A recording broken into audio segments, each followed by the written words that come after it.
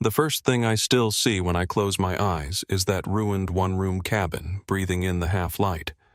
The walls were nothing but scorched ribs, and the roof had sagged inward like wet cardboard, leaving a jagged mouth open to a gray sky. Ash drifted in the air like slow, lazy snow, catching the beam of my flashlight and turning the whole room into a quiet, colorless storm. In the corner, two shapes sat pressed together on the blackened floor, wrapped in a strange, blistered shine that used to be clear plastic. The smell in there was old smoke and damp wood, the kind that clings to the back of your throat and doesn't leave even when you step outside. My boots made no sound on the softened boards, just a dull give, as if the place had been soaking up weight and memory for years. The wind outside pushed against the broken doorway and sighed through the gaps like it was tired of holding its secrets. I remember thinking not for the first time that the forest gives back what it wants to and never on our schedule. Before I go any further, tell me where you're listening from and follow if you believe some names should never fade. Back in the summer of 2010, before I ever saw that cabin, my world was smaller and simpler even if I didn't know it at the time. I was in my early 50s then, still working full-time out of the post near Talkeetna, driving the same cracked two-lane roads in a state truck that smelled like coffee wet gear and old paperwork. Most mornings started the same way, pale light seeping in over the Susitna River, a thin band of fog sitting low on the water, and the sound of float planes warming up down by the docks. Main Street would wake up slow with the clatter of a screen door at the cafe and the soft thump of tires rolling over gravel as the first tourists wandered in with cameras around their necks. It was the kind of town where you could stand in the middle of the road at 7 in the morning and hear more birds than engines. That last week of August had a particular feel to it, the way Alaska does when summer is almost over but pretending it isn't. The air was still mild in the afternoons, but the mornings bit at your fingers if you didn't shove them deep into your pockets.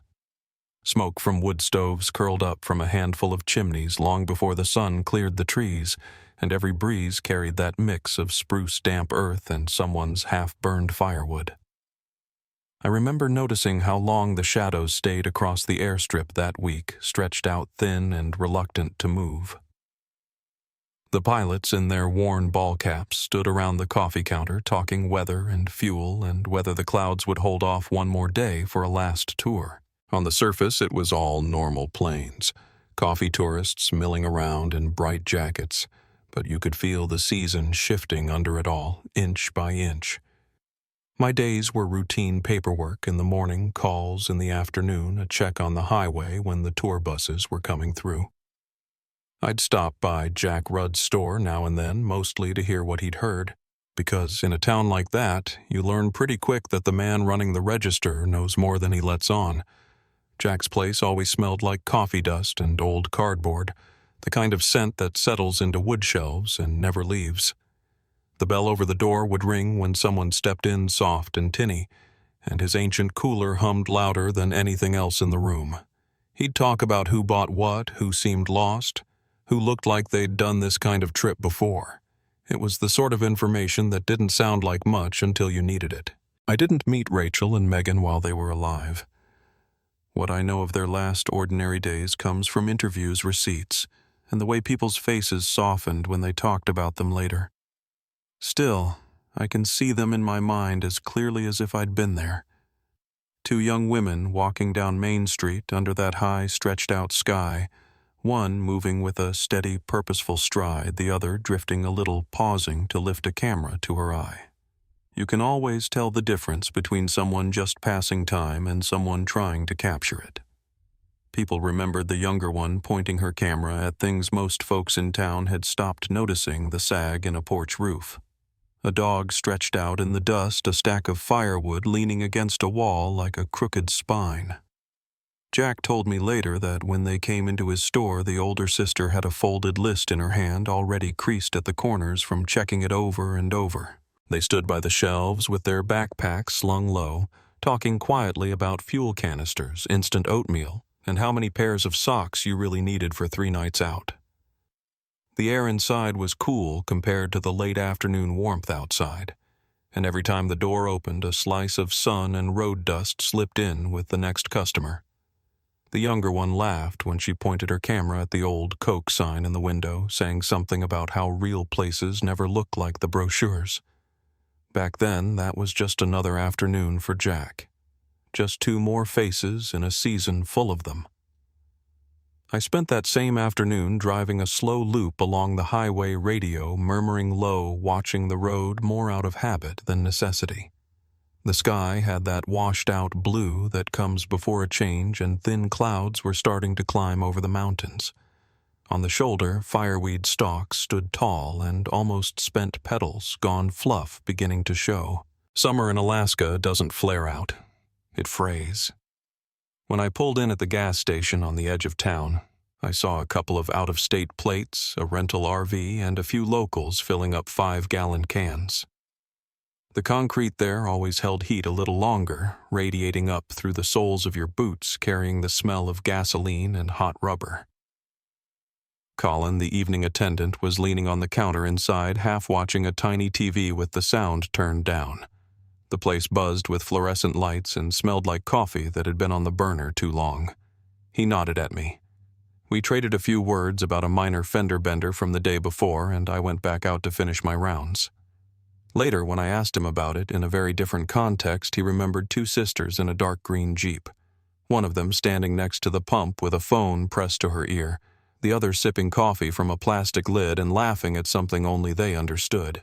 At the time, it was just one more snapshot in a long chain of late summer evenings. While all of that was unfolding in our little town, hundreds of miles away in Michigan, their mother was living a very different kind of ordinary. I've sat at her kitchen table enough times to picture it clearly. A narrow window over the sink, the hum of an old refrigerator, and a simple calendar pinned to the wall with dates circled in blue ink. That week in August, Ellen had written in a neat hand, "Girls' Alaska Trip." Next to it, in smaller writing, she'd added the return date, and underlined it not out of anxiety, but out of the tidy habit of a woman who tracked bills, birthdays, and time zones with equal care. She told me the house felt almost too quiet when they traveled, no calls in the middle of the day about small things, no clatter of suitcases in the hall. When she described those last days before they left, what stood out wasn't drama, but repetition. The sound of her older daughter's voice on the phone, steady and confident, going over gear and routes and weather like she was checking a patient chart. The way the younger one jumped into the call to talk about light on the water, about how she wanted to see the sky stretched out with no buildings in the way. The rustle of paper maps on the kitchen table, even in an age when most people defaulted to screens. Ellen remembered the feel of the phone warm against her ear, her bare feet on the cool kitchen tile, and the faint thud of a washing machine in the background as they talked. It wasn't a dramatic send-off. It was the kind of conversation families have every day, trusting that call won't be the last. Back in Talkeetna, my own evenings followed a quiet pattern. Shift would wind down, and I'd drive past the little row of businesses just as some of them were closing up. Screen doors would slap shut, and you'd hear the scrape of metal chairs being dragged inside. The air cooled fast once the sun slid behind the trees, carrying the clean, sharp smell of the river and the faint sweetness of wild grass drying in the ditches. If I was off early enough, I'd park by the river for a few minutes, roll the window down, and listen to the low rush of water and the occasional buzz of a mosquito bumping against the glass. That week, the sky lingered in that blue-gray twilight longer than usual, and the moon came up pale and thin like it was being shy about the coming dark. There were small things looking back that felt like hairline cracks in otherwise solid glass. A pilot mentioned a change in wind patterns that didn't match the forecast, shrugging as he poured cream into his coffee, but looking out the window a little longer than usual. A guide came in to file a simple report about a washed-out stretch of an old back road, saying offhand that the mud up north was different this year, softer and deeper under the top crust. A ranger passing through stopped by my office to drop off some maps and make a casual remark about tourists taking on creative routes they found on internet forums. We all heard it. We all nodded. At the time, it sounded like shop talk, the usual end-of-season grumbling, not like the first pieces of a story we'd be repeating for years. That Friday night, I remember sitting at my desk with the window cracked open, the overhead lights off, and only the yellow glow of a desk lamp pooling over my reports. From the highway outside came the soft hiss of the occasional car going by, tires whispering over worn asphalt. Somewhere in the distance, a dog barked once and then went quiet. The air slipping in through the window was cool enough that I could see my breath if I leaned close to the screen, and it carried the smell of rain that hadn't quite started yet. I stacked my paperwork, checked the duty phone, and listened to the low murmur of the radio. Nothing urgent, just the usual calls bouncing between posts. Across the continent in Michigan, Ellen told me she did something she always did on nights when her daughters were traveling. She glanced at the clock, then at the phone, then back at the clock. It was a small ritual, almost unconscious. Outside her windows, crickets worked the late summer dark, and a neighbor's sprinkler hissed softly over a trimmed lawn. Inside the house, lights had that warm, soft tone they get when the bulbs are a little older and the shades a little crooked. She rinsed a cup in the sink, turned it upside down on a towel, and wiped her hands on her jeans. Then she checked the time once more and told herself out loud that there was no reason to worry yet. She went to bed with the bedroom window open, listening to the distant hum of traffic and the click of the ceiling fan as it turned. The phone sat on the nightstand screen dark, its weight barely denting the wood. For a while she lay there awake, watching faint headlights slide across the ceiling from cars passing on the road outside. Normally those small moving streaks of light soothed her. They meant the world was still turning, that people were out there going somewhere and then coming home.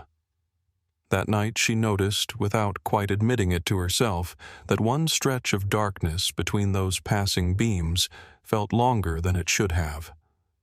The phone stayed quiet, its little rectangle of glass reflecting nothing but the dim shape of the room, and in the stillness of that moment before anything was officially wrong, the silence began to feel just a shade heavier than usual. It's strange how quickly an ordinary morning can tilt, how something as small as an unanswered phone call can pull the first loose thread on a life you thought was steady. I remember that day clearly because it started like any other late summer shift. Pale light over the river, the hum of a plane warming on the dock, and that cool bite in the air that meant September wasn't far behind. I'd stopped by the station, early coffee still too hot to drink, when the duty line buzzed with a long-distance number. At first, I didn't think much of it. Tour season always brought nervous family members calling from the lower 48 checking on this or that son or uncle who hadn't sent a picture in a few days. But when I picked up, the tremor in the woman's voice came through the receiver like cold water on the back of my neck. It was Ellen Connolly, though I didn't know her name at the time. She explained carefully at first that her daughters were supposed to call the day before. She said they were punctual women, both of them, and even when they traveled, they checked in when they said they would. She tried to make her tone light, as if she didn't want to sound dramatic, but every few words her breath caught like she was steadying herself. While she talked, I looked out the station window. A breeze pushed against the spruce, swaying the branches just enough to make that faint whispering sound. The sun hadn't cleared the ridge yet, and the parking lot was washed in that soft gray that makes everything look half-finished. I told her gently that phones cut in and out in the backcountry, that hikers got delayed, that we saw this sort of thing often. None of that reassured her. I could hear it in the silence that followed. After the call, I set the receiver down and rubbed my thumb across the edge of my desk. The wood felt worn and smooth, familiar. I'd said all the right things, but something in her voice stayed with me. It had that strained steadiness people use when they're trying not to panic. I stepped outside, letting the cold air clear my head. A pickup passed on the road, gravel snapping beneath its tires, and the smell of wet earth drifted up from the riverbank. It was a normal morning in every visible way. But there was a pressure in my chest, the quiet kind you ignore because you think you're just being cautious. By the afternoon, she had called 2 more times. Each time, her voice was tighter, thinner, like she was balancing on a narrow ledge. She told me she'd tried both daughters again and again, that the calls went straight to voicemail. She tried to laugh it off, said maybe they'd driven farther than planned, or maybe the girls were out of signal range, but the laugh died before it reached the end of the sentence. I pictured her kitchen in Michigan light through a small window refrigerator, hum a phone held too tightly in her hand. You learn to read people in my line of work even when they're a continent away. And the truth was simple, she already knew something wasn't right. She just needed someone here to say it out loud. I drove out toward the highway that evening just to clear my mind. The sky had taken on that smoky rose color that only lasts a few minutes before it fades to dusk. The road stretched straight ahead, empty except for a few scattered headlights blinking on in the distance. I rolled the window down and let the cool air settle around me. The trees on either side of the road moved like slow, dark waves, thick and endless. I remember thinking about how easy it was to disappear out here without even meaning to just one wrong turn on a dirt track, one washed-out section of road, and the forest closed behind you like a curtain. Back in town, conversations began to shift. Not dramatically, nothing bold, nothing that would mark the moment in a calendar, but one of the guides mentioned hearing a change in the wind the other night, and a pilot remarked that cloud cover was hanging lower than expected up north. At the cafe, 2 locals talked about a tourist jeep heading toward the back roads a few evenings earlier, their tones light but curious. None of them were talking about the Connolly sisters specifically, but you could feel the town leaning in, listening to little pieces that didn't yet connect. Late that night, I stopped by the gas station to ask Colin if he'd seen anything unusual. The fluorescent lights buzzed overhead, casting that pale, tired glow that makes everything feel a bit emptier. Colin leaned his elbows on the counter, tapping his fingers absently against the laminate. When I mentioned 2 young women in a green Jeep, his eyes shifted just slightly, one of those tiny human reactions you notice without thinking. He remembered them, said the older one had called someone on her cell, while the younger one joked around sipping coffee like she was trying to stay awake. He didn't think anything was off, but the way he described them laughing, relaxed, chatting easily hit me with a faint pressure behind the ribs. That was the last moment anyone in town had seen them alive and well, and now their phones were silent. The next morning, a fog drifted in from the river, settling low and heavy over everything. The whole town looked muted, like someone had turned down the contrast on an old screen. I drove my usual patrol route, but my mind kept wandering. Every few minutes, I'd glance in the rearview mirror, half expecting to see something easing out of the fog behind me. The air smelled of wet wood and cold stone, and each breath felt like it carried more weight than it should have. By mid-morning, Ellen called again. This time, she didn't try to hide her fear. I could hear her pacing soft footfalls across what I imagined was a wood floor, then a pause, then footsteps again. She'd written down every call attempt in her notebook. She read them to me one by one as though reciting them might change the outcome. I told her we'd check around. It wasn't a formal search yet, not by procedure, but I knew I needed to drive those roads myself. I headed north out of town, watching the landscape grow rougher and darker as the pavement gave way to dirt. The trail rutted under my wheels, the suspension creaking as the truck climbed over uneven ground. The air warmed slightly in the cab, but outside the scent of mud and pine was thick, almost metallic. At one point I slowed to a crawl, leaning forward over the wheel, squinting at an overgrown turnout that looked recently disturbed. A few stones were out of place. Grass bent in one direction. Small things. Too small to call evidence, but enough to make my pulse tighten. I pulled over and stepped out. The silence hit me first. In the thick forest, sound behaves strangely. It folds into itself, becomes heavy as if the air is absorbing it. No birds, no wind, just the faint crackle of cooling metal from the truck's engine. I walked a few yards down a narrow trail, my boots sinking into damp earth cedar needles clinging to the soles. The trees closed in overhead, filtering the light into a deep green haze. The trail didn't tell me much, it never does at first, but the absence of information was its own message. If the sisters had passed through the forest, had wiped the slate clean. I drove back into town feeling the first true stirrings of alarm. Not panic, not yet, but something quieter and more dangerous, the sense that we were behind, that whatever had happened out there had already taken root and slipped out of sight. When I walked into the station, I saw the duty officer looking at the caller log. He had that expression people get when they're trying to convince themselves that a situation is probably harmless, while their gut is telling them the opposite. By late afternoon, the sky darkened earlier than usual, a thick band of clouds rolling over the mountains.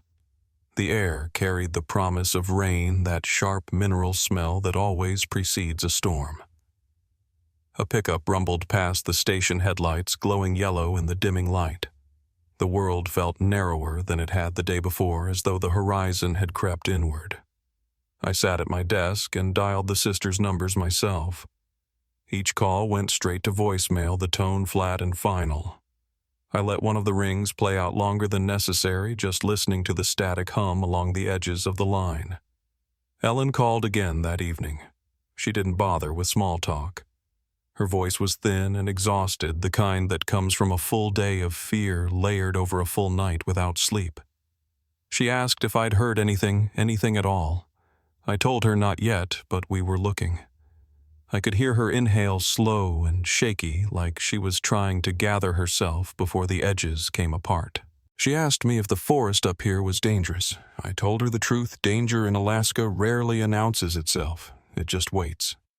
Outside my office window, darkness settled over the street lights, turning their glow into soft pools on the pavement. A moth batted clumsily against the glass. Somewhere in the distance, a dog barked, once sharp, then silent. I felt a heaviness move through me, the old familiar weight that comes when routine slips and the unknown starts filling the spaces where certainty used to sit. It was just after 9 when I stepped out onto the station porch.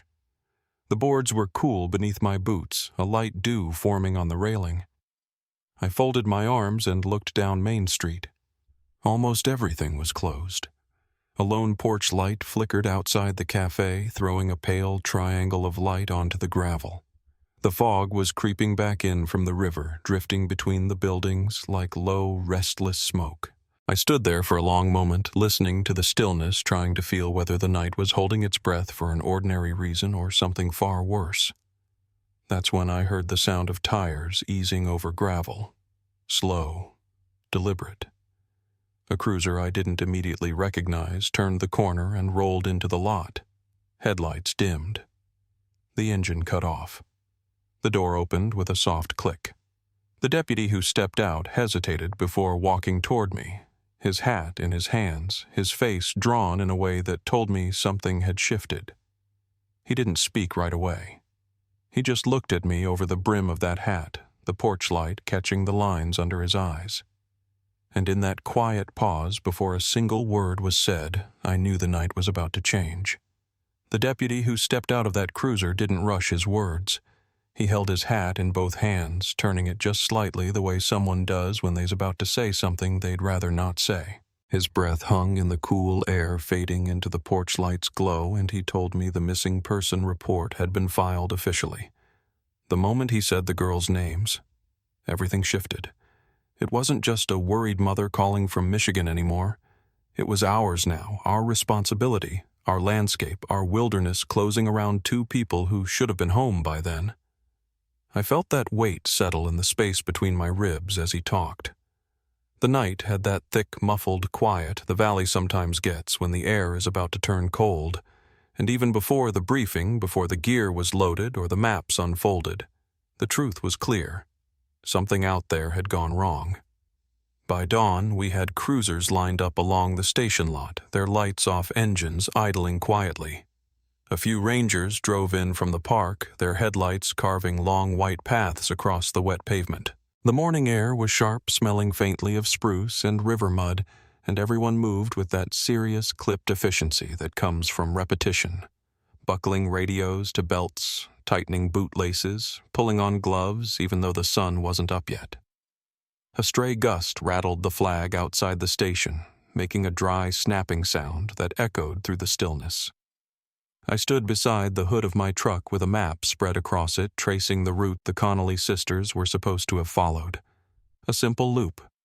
3 days total. It should have been routine. We started with the forest road where their Jeep had last been seen. The drive out took us through low fog hanging across the fields like torn wool, then into darker timber where the morning light struggled to break through. The road turned from asphalt to gravel, then gravel to rutted dirt. Damp soil clung to the tires and kicked up a smell of iron and wet moss. When we finally reached the turnout, I killed the engine and listened. Just the soft ticking of metal cooling. No voices, no footsteps, nothing to suggest the sisters had come back to that vehicle at any point. The Jeep wasn't where we hoped. It wasn't anywhere people drove daily. But we knew from earlier conversations with locals that they had headed north toward one of the old hunting tracks. That dirt path cut through dense forest with barely enough room for 2 wheels, and you could lose the edges of the road if you looked away for even a moment. We walked that first stretch slowly, boots sinking into mud that smelled like decaying leaves. A pair of dog handlers joined us there, their dogs' restless noses to the ground, ears twitching at every small rustle. Radio chatter crackled softly as teams checked in from different forks in the trail. We found impressions in the mud, faint, softened from earlier rainfall, but enough to suggest 2 people had stepped out and gone deeper into the brush. The prints were shallow and scattered. One of the rangers knelt down, pushing aside needles with a gloved hand, his breath misting. He traced the outline gently, the way you'd handle something fragile. "Looks like women's boots," he murmured. Then after a pause, "Could be them." But rain had already blurred the edges and the trail curved into nothing just a few yards in. That was our first clue, and it dissolved almost as quickly as we found it. The first few hours felt both hopeful and tense. We fanned out in slow sweeps, watching the ground for any sign, a torn strap, a crumpled wrapper, anything that might show they'd camped or paused or turned around. But the forest was stingy. The only things we found were old beer cans weathered almost to silver, a broken branch that looked promising until we realized it was snapped by weight, not hands, and the remnants of a fire ring that had probably been cold for months. Each discovery brought a short burst of adrenaline, then a longer sigh of disappointment. By midday, the sky had turned a dull slate color. Clouds gathered low over the mountains, thick enough to make the air feel heavy. A helicopter arrived with a thudding roar that shook loose bits of dead bark from the trees. I watched it circle slowly, its spotlight sweeping across an endless canopy of spruce and pine. From above, everything in that valley looked the same dark green, tightly packed with narrow ribbons of water threading through. The pilot radioed down a short report. No movement spotted, no fresh smoke, no bright colors that might signal gear or clothing. Just trees. Mile after mile of them. On the ground, the search moved deeper. Some volunteers from town joined us fishermen, a guide or two, even a school teacher who had shown up with an old rucksack and a thermos of coffee. Their faces were drawn, their expressions quiet, but their presence mattered. People in small towns understand better than most how quickly a stranger's problem becomes everyone's worry. We handed out radios and compasses, went over safety protocols, then split into small groups. The forest swallowed us one cluster at a time. I walked with a pair of rangers toward a narrow stream that cut across the map. The water moved with a soft, steady murmur, carrying the smell of cold stone and old soil. We followed its course upstream, boots slipping occasionally on wet rocks. Every so often, we'd stop and call the sisters' names, voices echoing faintly through the trees. It's a particular kind of silence that comes after a call like that, the forest pausing, then offering nothing back. We found a few things that made our hearts jump before they fell again. A length of old rope tangled around a branch, a scrap of fabric lodged between stones, a pair of boot prints merged into the trail, but the tread was wrong, too wide, too heavy, clearly from a hunter's boot rather than a woman's. Someone else had been through that area recently, but whoever it was, they wasn't who we were looking for. Back at the staging point, maps were spread across the hoods of trucks' corners, fluttering in the cool breeze as deputies weighed different possibilities. One theory held that the women had missed a turn and ended up farther north, maybe aiming for a lake they never reached. Another theory whispered through the volunteers suggested they might have circled back and tried a different path after night fell. A few locals offered quieter comments. Old stories about hidden cabins, lost trails, areas where compasses behaved strangely. Alaska gathers stories the way moss gathers on fallen logs. Most of them don't mean much in daylight. But when someone goes missing, even the far-fetched tales start sounding plausible. The dogs picked up a faint scent near a bend in the stream. For a brief moment, hope surged through all of us. Their tails stiffened, pulling against their leads, noses tracking something invisible across the ground. We followed them through tangled underbrush, ducking under low branches and stepping over fallen logs slick with moisture. The air felt tight, like it was waiting for something. But 50 yards in the trail simply stopped. The dogs circled, confused, whining softly. Whatever they'd caught on to had dissipated, washed out by rain or wind or time. The handler gave me a look that said more than words could. That was another door closing. By late afternoon, fatigue set in. My legs felt heavy, my shoulders sore from hours of walking uneven ground. Even the radios sounded weary voices growing quieter, more clipped. Each team checked back in with the same refrain, nothing new to report. A few volunteers returned with red cheeks and wet sleeves, stamping mud off their boots. Someone passed around a thermos of coffee that smelled burnt but tasted warm enough to lift the spirits a little. As the light dimmed, we gathered again around the trucks. The forest behind us seemed to press closer as evening approached, shadows pooling at the base of the trees like spilled ink. That was when the theories began to multiply. Some believed the sisters had pushed farther into the backcountry than their plan suggested. Others thought they might have slipped crossing one of the streams swollen from late rains. A couple of old-timers exchanged low words about people getting turned around in areas where old mining roads branched unexpectedly. One ranger mentioned the possibility of a wild animal encounter, but even he didn't sound convinced. The truth was, none of it fit neatly. If they were injured or lost, we should have found something: a dropped water bottle, a tear in the brush, any sign of distress. But the forest gave us nothing but the steady rustle of leaves and the distant caw of a raven circling high above. I leaned against the side of my truck, the metal cool through my jacket, and watched the shadows stretch longer across the dirt road. There was a heaviness in my chest, the kind that comes from knowing you're missing something important, something close but hidden. I kept replaying Ellen's voice in my mind. The worry threaded through every syllable, the feeling that she'd been sensing something we hadn't seen yet. As I stood there, a small chill crawled up my spine, the sort that doesn't come from temperature but from instinct. Just as the last of the light began to fade, a soft crackle came over the radio. Static first, then a voice, low, steady, urgent in a controlled way. One of the northern teams had come across something. He didn't specify. He only asked for someone with authority to look at it. He said they was marking the location now. I looked toward the tree line where the sky had gone a deeper shade of blue, almost purple. The wind shifted, carrying the scent of wet bark and distant smoke that didn't belong to any of our campfires.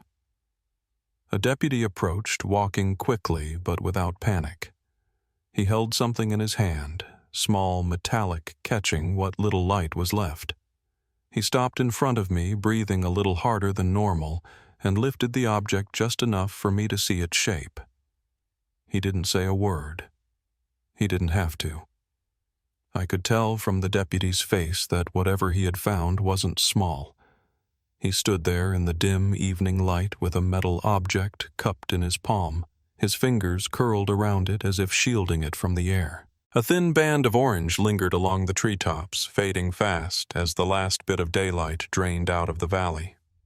The breeze carried the smell of wet bark and cooling earth. I took the object from him, warm from his hand, and turned it under the weak beam of my flashlight. It was a zipper pull melted and warped at the edges, the kind that comes from an outdoor pack. It should have been nothing more than litter. But I'd been in this work too long not to feel that something in that little piece was wrong. It held a heat that didn't belong to the forest. The radio on my shoulder hissed to life a moment later. A voice came through, low but steady, asking for all units on the north side to regroup. There was a tone under those words, a tightness that made the hair along my arms rise. We moved in fast boots, hitting the ground in unison breath, visible in the cooling air, radios crackling like distant sparks. The woods grew denser the farther we went. Branches brushed our shoulders, pine needles gathered in the folds of our jackets, and the light dropped into a muted gray that felt older than the day itself. When we reached the clearing, the team was standing in a loose half-circle. No one spoke. They didn't have to. The beam of a single flashlight pointed toward a patch of ground where the leaves were flattened, the soil darkened as if something had pressed into it. One of the rangers had run a gloved hand across the dirt and come up with a smear of ash, fine black and strange in a place that had seen no fires in years. The air felt colder there, heavier. Every breath tasted faintly metallic. A second call cut through the radio. An unmapped structure had been spotted farther north by a team following a ridge. They'd stumbled on it by smell before they ever saw it. Old Burn, the ranger said. Real old. The way he swallowed after he said it told me we wouldn't be finding any campsite or lost gear. This was something else. We reached the ridge as twilight thinned into true night. The sky was a flat, dull slate, and the only light came from our flashlights swaying over moss and fallen logs. As we moved uphill, a faint scent drifted toward us, char-damp wood and something older underneath. The pine needles beneath our feet softened the sound of our steps, until it felt like we were walking through someone's memory rather than a forest. Then the trees parted and the shape of a cabin appeared ahead, barely more than a silhouette. What was left of it leaned like a tired skeleton. The boards were blackened, brittle at the edges. The roof had caved in, sinking in on itself as if the building had let go all at once. Ash covered everything, ground beams, stones, as though the world had snowed darkness. I paused at the threshold. A cold draft wafted out from inside, carrying the stale scent of old smoke. Even after all these years, the air inside felt disturbed. One of the rangers stepped in first. His boot sank slightly into the softened boards, and they groaned under the weight. My beam followed his sliding past charred timber, a rusted stove door, the collapsed frame of what used to be a table. Then the light hit something that didn't sit like debris. Two forms, side by side, huddled together on the floor. They were blackened from heat, shapes melted into stillness. The plastic that had once covered their faces had warped and shriveled, clutching the contours of skulls in a frozen, unnatural shell. Time slowed. I felt my pulse in my throat, dull and heavy. The cold in that room seeped through the seams of my jacket down into my chest. The rangers around me went still, no one breathing louder than a whisper.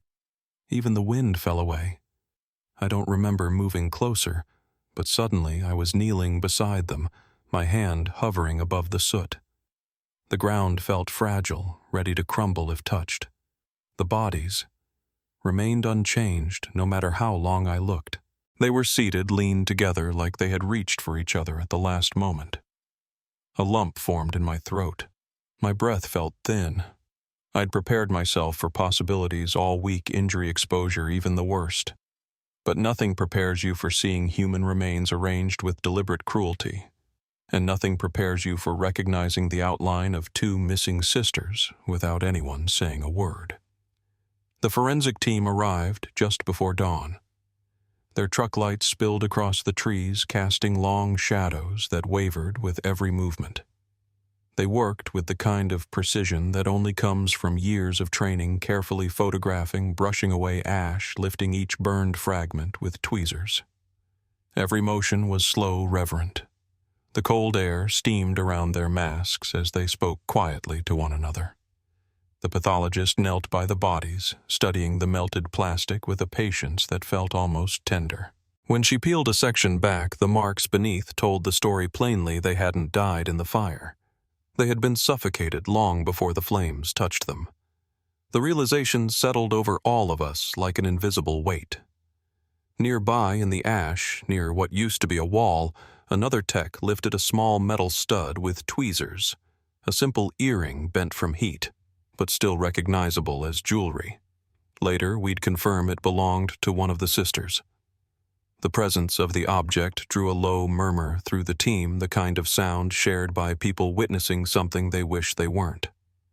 Farther out, a ranger found imprints in the hardened soil, boot prints wide and deep, clearly belonging to a man. Old, but clear enough for a cast. None of it came with comfort.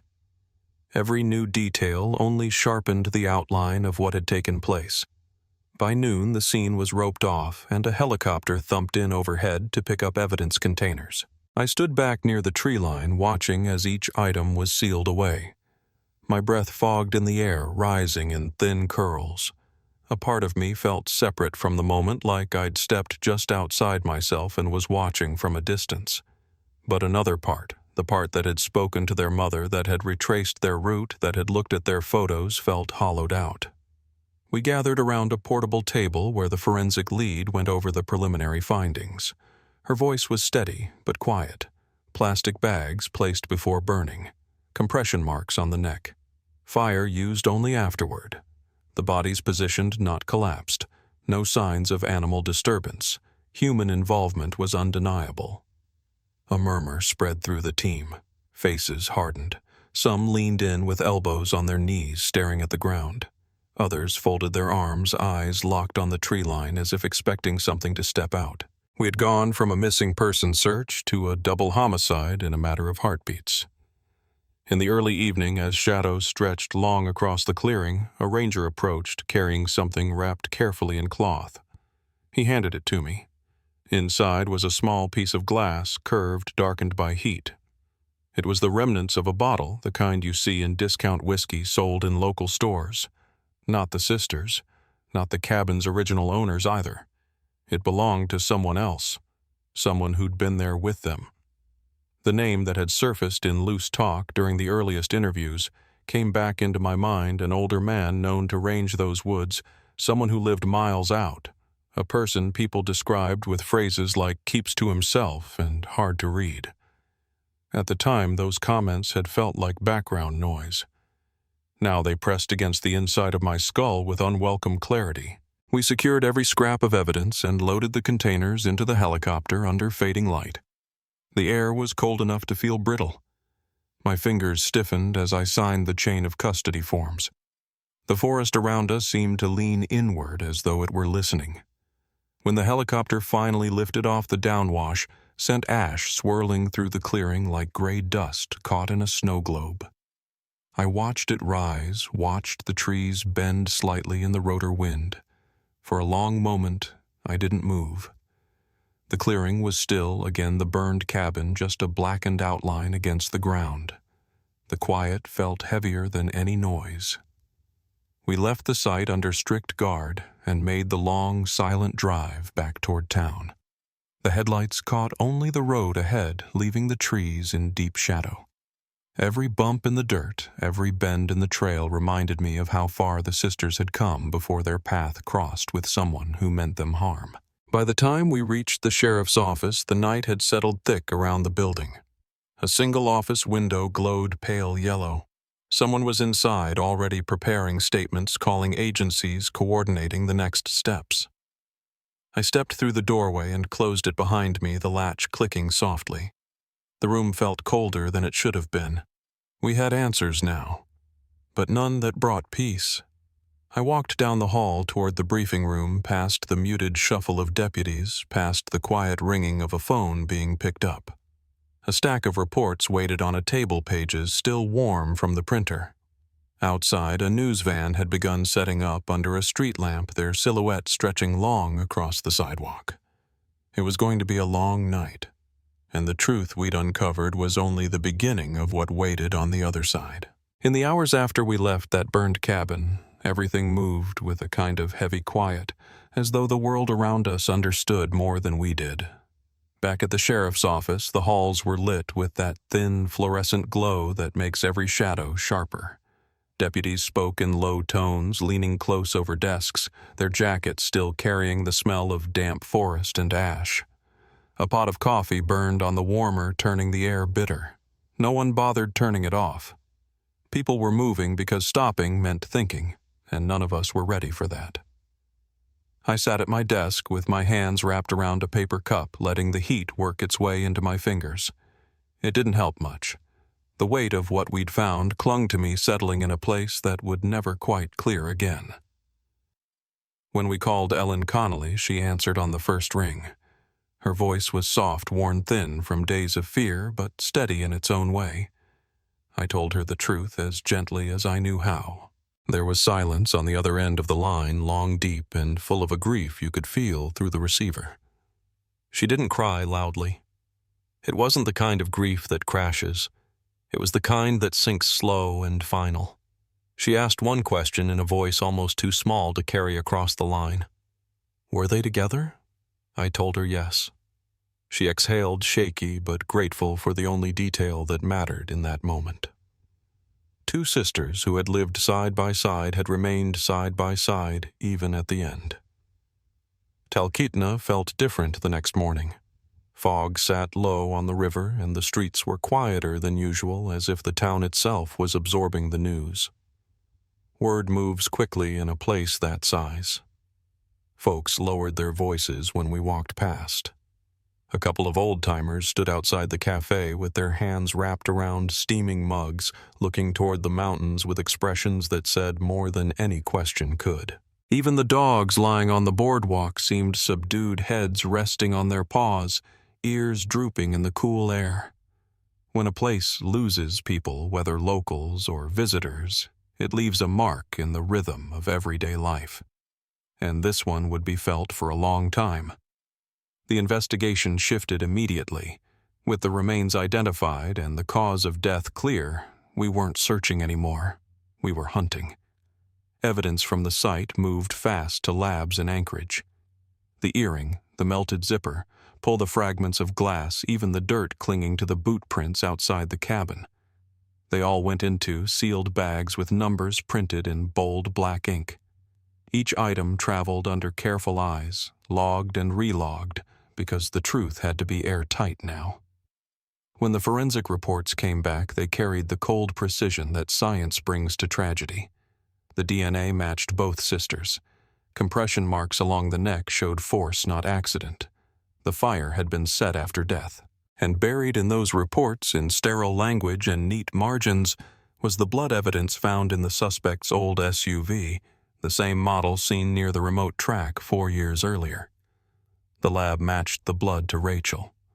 Strands of hair matched Megan. The weight of that confirmation settled into the room like a stone. The man tied to that vehicle, Leo Kren, was living alone in a cabin miles beyond town, the kind of place where the forest presses right up against the walls. When we brought him in, he didn't fight. He looked older than I remembered, thinner, the lines on his face etched deep. His hands trembled just enough to notice when he signed the paperwork. When asked why he gave fragments of thoughts that didn't fit together, something about people coming too close, something about seeing what they weren't meant to. His voice had the low scrape of someone who'd spent years listening to nothing but trees. There was no remorse in it, only resignation. Charges came quickly, multiple counts with enough evidence behind them to anchor a lifetime. The trial never made it to the long televised chapter some cases get. Once the final forensic results were laid out and the chain of custody walked step by step, the verdict moved as steadily as the winter nights that settled over the valley. guilty on all counts.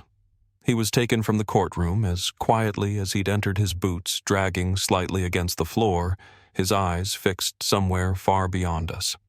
I watched him go, not with satisfaction, but with a sense of closing a door that should never have been opened in the first place. The aftermath left ripples through every part of the community. The old forest road where the sisters' Jeep had once been seen stayed empty that fall, even though hunters usually drove it for early season runs. People avoided it without saying why. The general store kept a small photo of the sisters near the register for several months. A simple gesture from the owner, a way of marking the human cost behind the headlines. In Michigan, Ellen held a small memorial service. She didn't want a large gathering, just close family and a few friends. I wasn't there, but she sent a quiet note afterward. Gratitude for answers, sorrow for everything else. For me, the weight of the case settled into the corners of my life in ways I didn't expect. Some mornings when I drove out toward the parks, I'd find myself slowing near trailheads, looking at the tree lines a little too long. The forest still felt familiar, but not entirely friendly. On certain nights, when the wind carried the scent of wood smoke and rain, I'd think of that cabin the way it looked in the low light, how the air inside was colder than the night outside. A place like that doesn't leave your mind cleanly. It stays lodged in the quiet places, showing up without warning in the middle of an otherwise normal day. Over the years, people asked me what lesson I took from the Connolly case. I always answered carefully. Alaska is beautiful, but beauty doesn't always mean safe. The land is vast. It can hide things, keep them for years, and give them back only when it chooses. But beyond the landscape, what stayed with me most was the reminder that every person who comes through our town is someone's whole world. Someone waits for them at home, checks their phone for updates, marks calendars with return dates. When we found those sisters, we weren't just closing a case. We were giving a mother the truth she deserved to know, painful as it was. I carry one image especially. It comes back to me in quiet moments when the house is still and the night has settled in deep. It's not the cabin or the evidence or even the arrest. It's the memory of two small earring studs placed gently on a table at the forensic lab, sitting under a strip of bright white light. They were ordinary things, something you'd barely notice on someone walking past. But in that moment, they felt like the last soft echo of two lives cut short. Simple human, impossible to forget. If you're still here with me, let me know where you're listening from and follow the channel so these stories are never forgotten.